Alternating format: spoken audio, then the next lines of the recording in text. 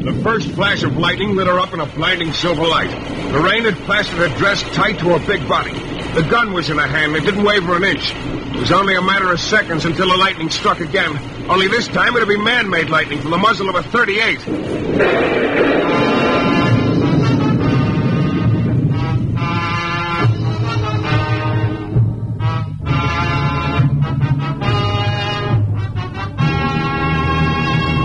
The New Adventures of Michael Shayne, Private Detective. Michael Shayne, reckless red-headed Irishman, is back again in his old haunts in New Orleans. This is your director, Bill Russo, inviting you to listen to another transcribed episode, which we call A Problem in Murder.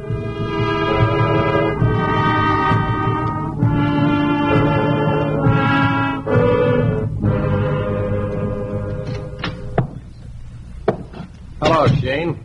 It's nice to know that when homicide calls, you come right down. Why, sure, Inspector. Don't I always oblige? Sit down. Thanks. Working? Sort of. For who? A guy with the unlikely name of Lemuel Barrington. You like Shayne as a name? You like Lefevre? What kind of a job? All I know is what he told me in my office. He wants me to meet him at 5 this afternoon at the house he just rented out on Chef Highway. He's from out of town. You're not working for anybody else? No. You know a fellow by the name of Frank Carter? Mm-mm. You sure? Hey, you look like the original cat with a canary in his mouth. What's the pitch, Inspector? Or aren't I old enough? Let's take a walk, Shayne. Okay. After you. Thank you, sir. Who's Frank Carter? A stiff. Yeah, that's what I figured, in as much as we're on our way downstairs. We're a pretty nice gang down here at headquarters, don't you think, Shayne? Oh, princes. We go out of our way to be polite. We don't mess people up. We even treat some private detectives real nice. We cooperate. And sometimes you get some cases solved for you that way. Now along comes a thing and we gotta go to work. You know, when somebody gets himself killed, then we gotta find out who did the killing. It's our job. Mm-hmm. On this thing now, we like to feel that the people we cooperate with us. I can go along with the cooperation, Inspector. Sure, Shayne. I knew you would. Right under that sheet. That's Frank Carter. Yeah. It's not very pretty. Nobody's pretty when they stop a .38 slug with their head. Still dressed and everything. You want to know if I ever saw him before, Well, now, you see, it's easy when you know what we want. I never saw him before.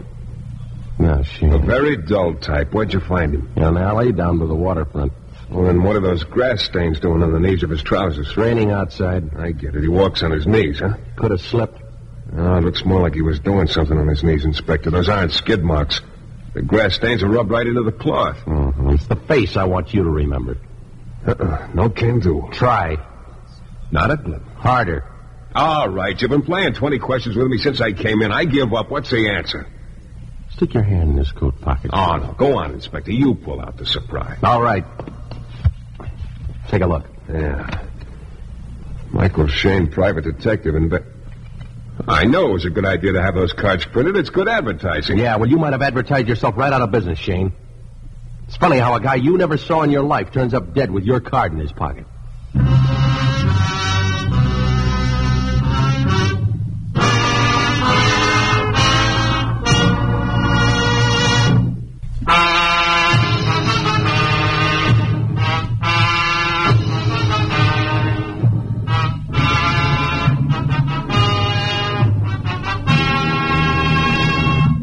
The day started out wet and promised to get a good deal wetter. New Orleans rain has a habit of overdoing things. A character from out of town, Lemuel Barrington, stepped into my office to make a date for me to meet him later in the day. And then I got a phone call from Inspector Lefevre at Homicide. He wanted a date, too, but right away. So I swam over to police headquarters, and he took me downstairs to the morgue for a look at a stiff named Frank Carter with a .38 slug in his head. The inspector thought I ought to know the dead man because he happened to have one of my business cards in his pocket. I didn't, so he let me leave for my appointment at Barrington's house way out on Chef Highway. The water had reached hubcap level by the time I got there. was a lonely spot. Lonely and soaked. I splashed my way across the road, dashed under the portico. It was pretty dark, and there weren't any lights on in the house. I pushed the button. I never did like rain. It's swell for farmers and crops and irrigation, but like I always said, why does it have to rain on the sidewalk? Maybe he wasn't home yet. Well, at least it was dry under the portico, and he should be along soon. Oh. Why don't you turn on the lights, Mr. Barrington? I felt like the back of my neck had been smacked with a sledgehammer, and I'd never be able to straighten it again. I opened my eyes and saw I was nose to nose with a figured pattern on the rug. For a big boy, you do a slow dive. Maybe it was my position, but she sure looked big. Big and massive, but beautifully proportioned. A sort of Lana Turner king size. Don't you know better than walking in without an invitation? You mind if I get up? After all, in the room. Sure. I'll give you a hand. Thanks. Oh, easy. My neck is a pretty fair rabbit punch. I learned it from my kid brother. Oh? Is he as big as you? I'm not so big. You'll do until another 170-pounder comes along. No fat. I should say not. You bet there's no fat. Oh, muscle. Who are you? I was just going to ask you that. I'm Mike Shayne. I'm Diana. Good. Well, let's start our friendship all over again in a different kind of spirit. You haven't got a gun, Mike. Do I need one? I have. What do you want here? I got an invitation from Mr. Barrington. I thought this was his house. I'm looking for him myself. Now, if you'll just beat it... Stop waving that gun. Some other time, Redhead, I might have a different idea about you, but right now I'm busy. Oh, I bet you'd tell that to all the boys, you slug. All right, let's cut the lovemaking. I'll see you sometime. You're going to send me out into the rain, Diana? That's the way you came, isn't it? Yeah, but I didn't have a stiff neck then. How about massaging it for me? I told you some other time, Mike. Okay. I sure wish I'd brought my life raft. You know, you're kind of cute. I'll look you up. Give me a ring first, Diana. I might have another date. No, I won't late date anybody. I splashed back to my car, drove it up the road about 20 yards, and hid it behind a large and stately oak, just in case she was watching. Then I got out and doubled back toward the house. About 6 feet to the right of the front door was a porch swing. This one had a canvas top to keep off the sun, but it was just fine to keep off the rain, too. I crawled in and waited. Barrington was due pretty soon. I wanted to see what Diana was up to.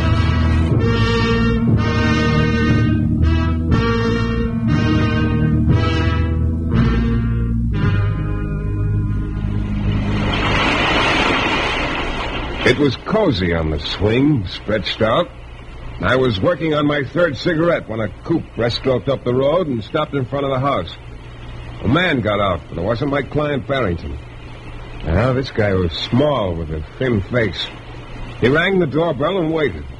Then rang it again and waited. And pretty soon the door yawned open and he stepped inside. The last I saw of him, he was staggering under a rabbit punch. I began laughing inside. Within 3 minutes, the door opened and the little guy came out. He staggered to his car, and as he raced away, he splashed water all over a squad car coming toward the house. Inspector Lefevre and Sergeant Dykes got out and made the run for the portico.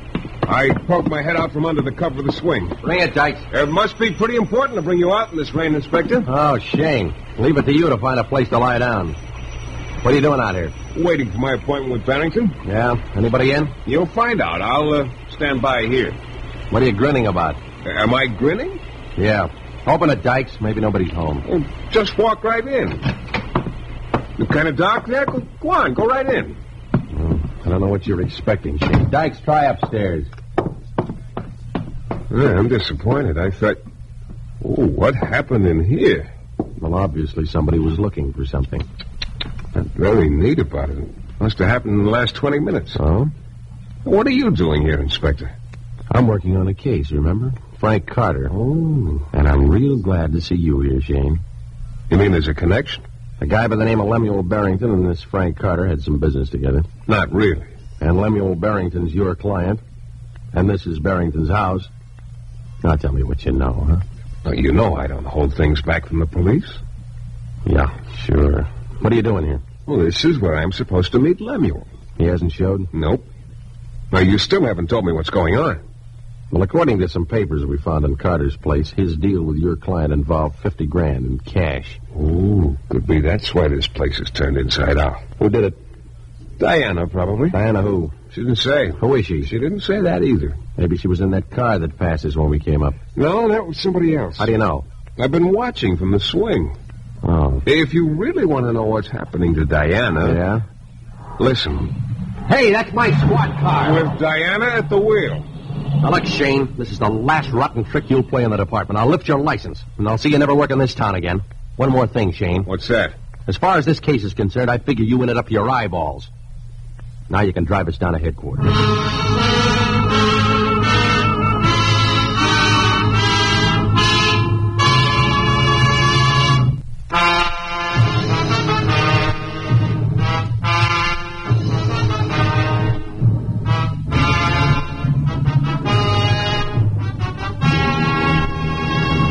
Well, I went down to headquarters for the second time. But Inspector Lefevre didn't have anything on me but a suspicion I knew more than I told him. Frank Carter had wound up in the morgue with grass stains on his trousers and my business card in his pocket.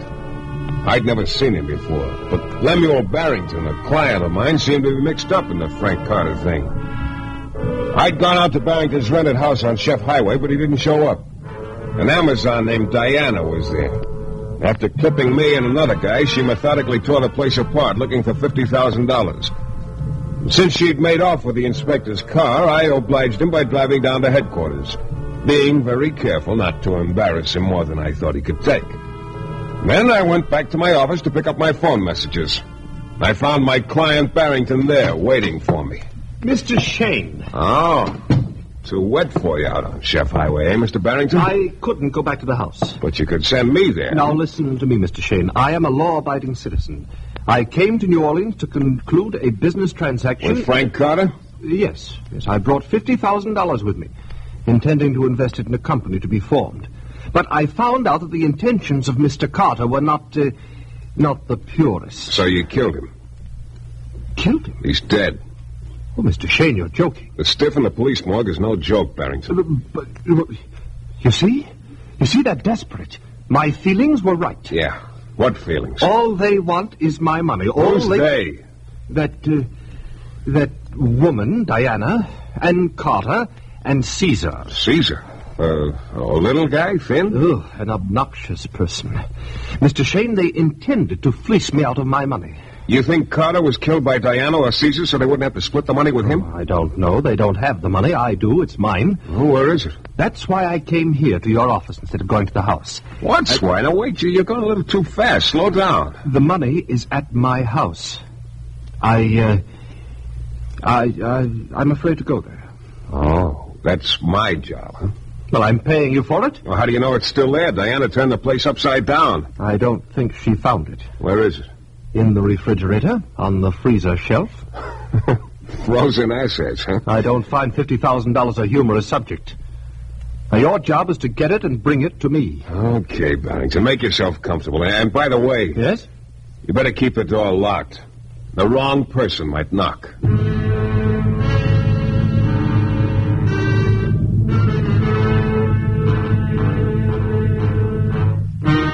I drove out Gentilly Boulevard and onto Chef Highway, the water 4 inches deep and rising steadily. It was a good day to curl up with a book if you happen to be literary-minded. When I swung off the highway and started toward the house, I almost missed seeing the car parked in the exact spot I'd hidden a few hours before. It was a little character's car, Caesar. He wasn't in it. I pulled up in front of the house and dashed under the portico. I rang the bell. No answer. I splashed around to the back. The kitchen door was locked, and I was already soaked to the skin. The third window I tried groaned a little, but slowly it went up, and I went in. It was dark, and the rain was blowing in. I shut the window, looked around. I was in the dining room. I started toward the hall, but suddenly I felt something cold and hard nestle up against my 14th vertebra. 1 second, bud. That gun, move it a little to the left, will ya? I got an itch. Yeah, very funny. Come on, into the living room. Where's Diana? You talk too much. Okay, it's far enough. You noticed the condition of the room? I saw it before. Diana was looking for something. Maybe she didn't find it. Maybe I'll find it. Maybe.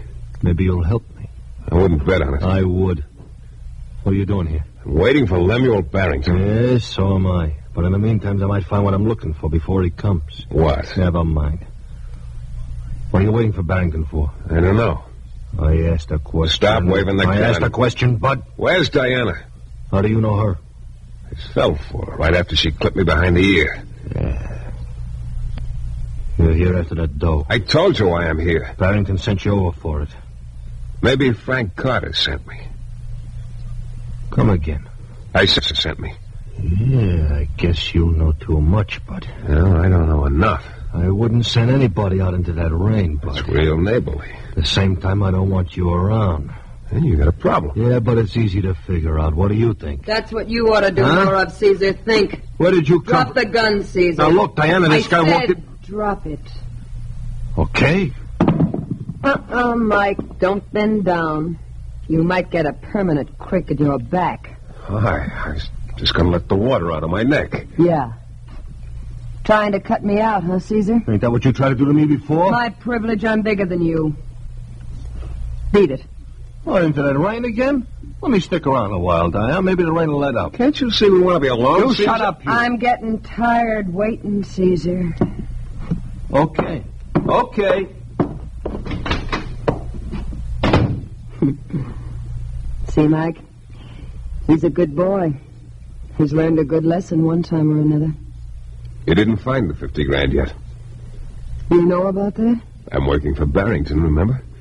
And Inspector Lefevre's going to hate you for borrowing his squad car. I'm more interested in the money. Barrington's money.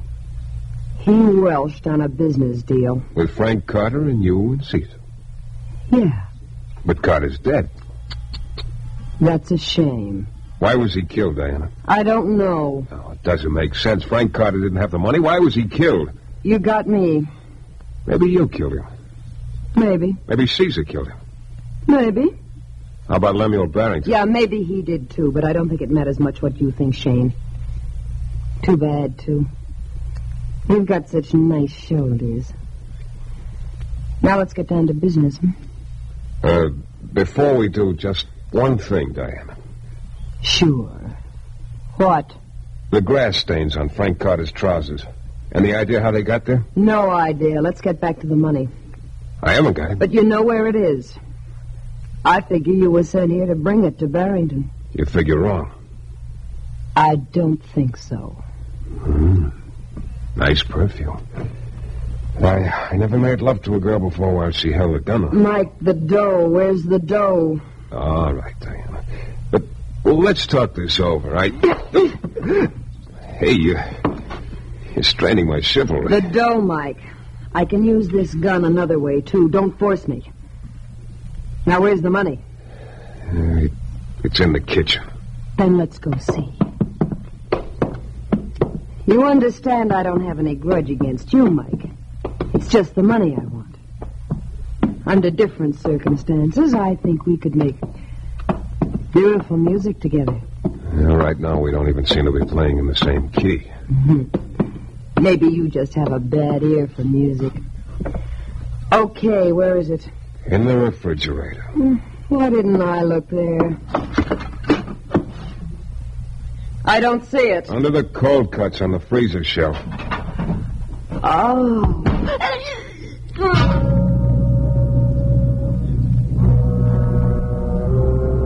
She let out a yell when I slammed the door shut on her head, and she dropped the sheaf of bills. I grabbed the money and made a dash for the front door and heard her start after me. I started around the side of the house, heading for the trees about 50 yards of water away. But behind me, the front door burst open, and... well, that was too close. I doubled around and started toward the back of the house. It was tough going through all that water. A streak of lightning lit up the whole backyard, and I caught a glimpse of her not 20 feet behind. It was black again, and I turned to start around the house, and something hit me in the shins. I spread eagled in a foot of muddy water. Another flash of lightning hit. She was almost up to me now. The rain had plastered her dress tight against her body. The gun was in her hand. It didn't waver an inch. It was only a matter of seconds until the lightning struck again. Only this time it'd be man-made lightning from the muzzle of a Colt 38.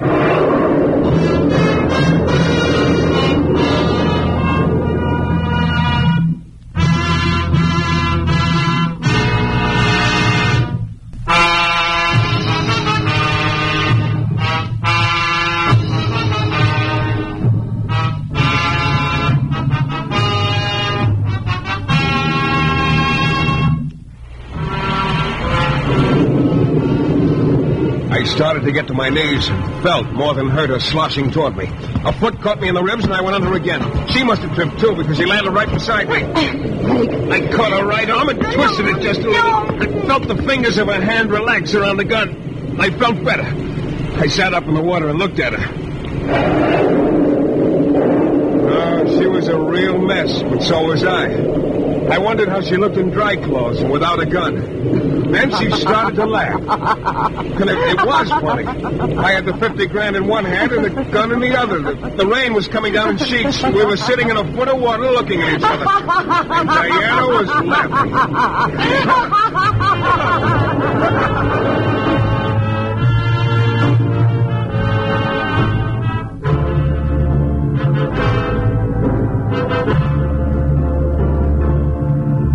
I guess maybe the laughing Jack did it. There'd been a few ideas swirling around my head all along, but I've been too busy dodging raindrops and Diana's rabbit punches to give them much time. The only possible solution to the whole mess took shape in my mind as I watched Diana standing in front of a mirror in Barrington's living room, brushing her hair dry. She looked real cute, all of her, in a loud pair of Barrington's pajamas and his robe. I'd changed to a smart gun-clad suit I'd found. It was good to be dry for a change. The telephone operator got me through to police headquarters, and I asked for Inspector Lefevre. Lefevre? Mike Shayne, Inspector. What do you want? I want to give you Frank Carter's murderer. Thanks. Well, you want me to forget it? I'm listening. Go ahead, Sherlock. Who killed Frank Carter? Frank Carter?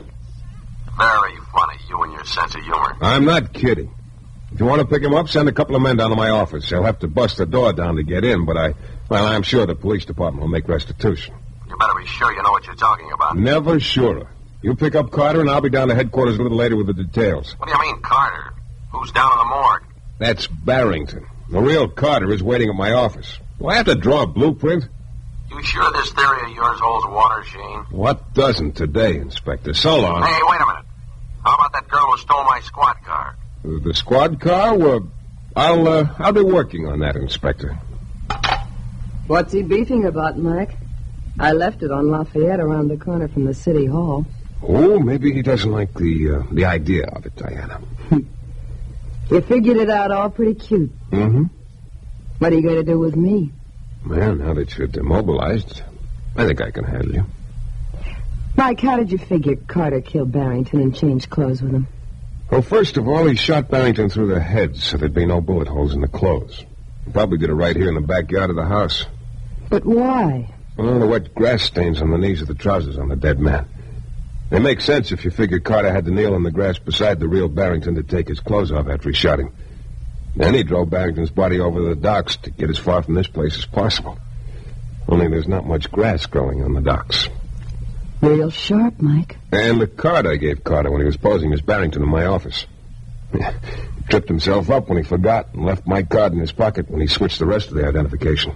Then Barrington must have told Carter the money was hidden in the icebox before Carter killed him. Logical. That rat. Trying to pull a double cross. Just like you tried to do to Caesar. But after all, I'm a woman. Yeah, I haven't forgotten that. Well, what now? Wouldn't you like to try to talk me out of turning you in for stealing the inspector's car? Can I doubt it. Why don't you try anyway? I'll bet you can be real persuasive.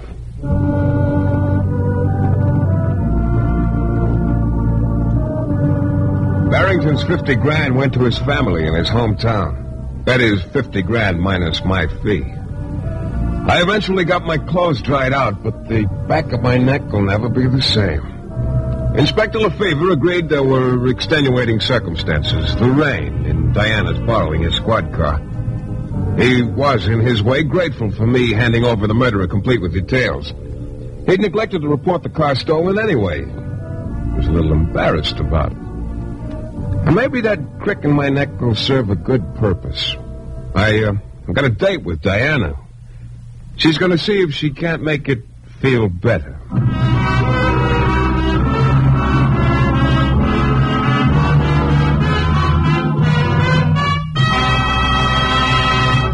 This is your director, Bill Russo, again.